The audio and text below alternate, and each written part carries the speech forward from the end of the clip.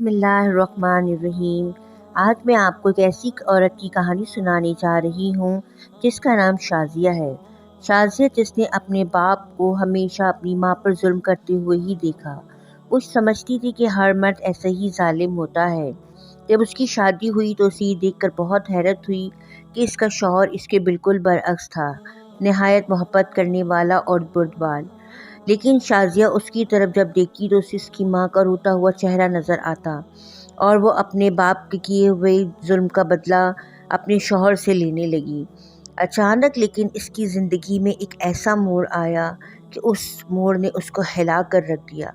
तो आइए शाज़िया की ही ज़बानी उसकी कहानी सुनते हैं। मेरा नाम शाज़िया है। होश संभालते ही मैंने देखा कि मेरी माँ बाप के मुकाबले में बहुत कम उम्र थी। वो हमेशा मेरे बाप के सामने भीगी बिल्ली की तरह डरती रहती थी। मेरे वालिद की उम्र माँ के मुकाबले में 30 साल ज़्यादा थी। वो हमेशा मेरी वालदे के साथ चीख कर बात करते, छोटी छोटी गलतियों पर मार पीट से भी दुरेग ना करते। हम 3 बहन भाई थे।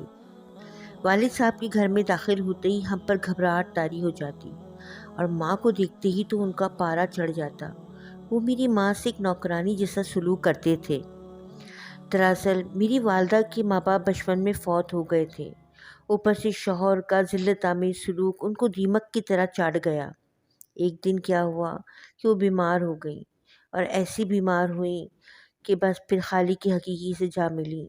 उनकी उम्र सिर्फ 37 बरस थी। माँ की आंखें बंद होने ने वालिद साहब को झंझोड़ कर रख दिया था। वो बात बात पर उनका तज़किरा करते, अपने जुल्म सितम और ज़्यादतियों पर शर्मिंदा होते।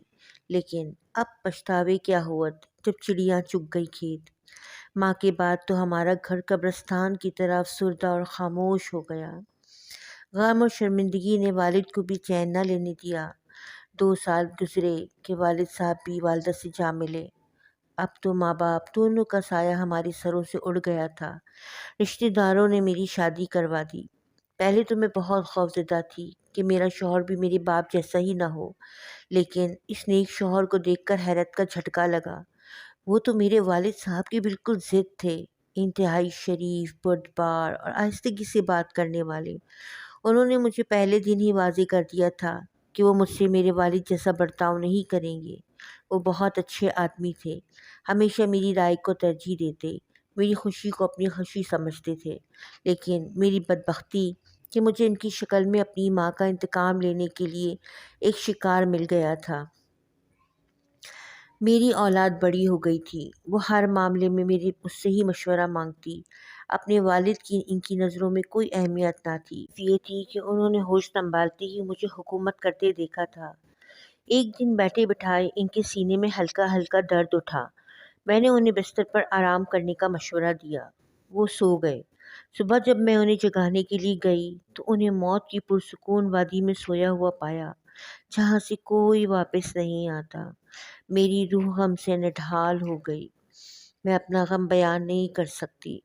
मैंने बाप और शौहर की हैसियत से उन्हें कभी भी एहतराम ना दिया था। इनकी वजूद और इज़्ज़त नफ्स को मिटा कर रख दिया था। शौहर के रुखसत होते ही औलाद ने भी आंखें फेर लीं। गोया वो जान चुके थे कि इनके वालिद की मौत की ज़िम्मेदार मैं थी। मैं कभी इनकी खामोशी से तंग आकर उनसे बात करती तो वो कहते कि हमने अपने वालिद के हक़ में बड़ी कोताही बरती है। जब वो ज़िंदा थे तो हमने उन्हें ज़रा बराबर भी अहमियत ना दी। अम्मी जान, क्यों आपने हमें वालिद से उससे सलूक करने का हुक्म ना दिया? मेरे बच्चों ने एक के बाद दीगरे शादी कर ली। इनके किसी सवाल का जवाब मेरे पास ना था। उन्होंने घर छोड़कर अपने अपने आशियाने आबाद कर लिए।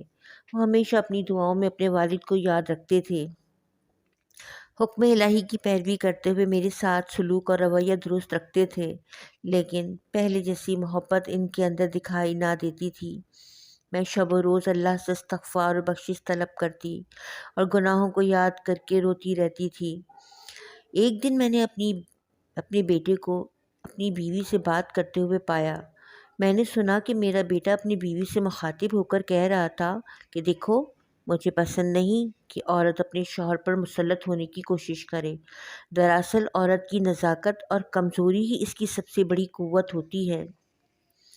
एक दिन मैंने अपनी सारी औलाद को घर पर बुलाया اور ان کو جمع کر کے اپنی داستان حیات وضاحت سے سنائی۔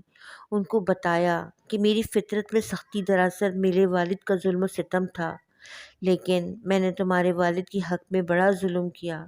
میں اپنے گناہوں پر اللہ سے معافی مانگتی ہوں۔ آخر میں پھوٹ پھوٹ کر رو دی۔ تمام بچوں نے مجھے گلے لگا لیا اور گلے لگاتے ہوئے یکساں آواز سے کہا، پیاری ماں، والد کی نافرمانی کی تم تنہا تو قصوروار نہیں ہو، ہم بھی تو خطا کار تھے، ہم سب کو اللہ سے معافی مانگنی چاہیے۔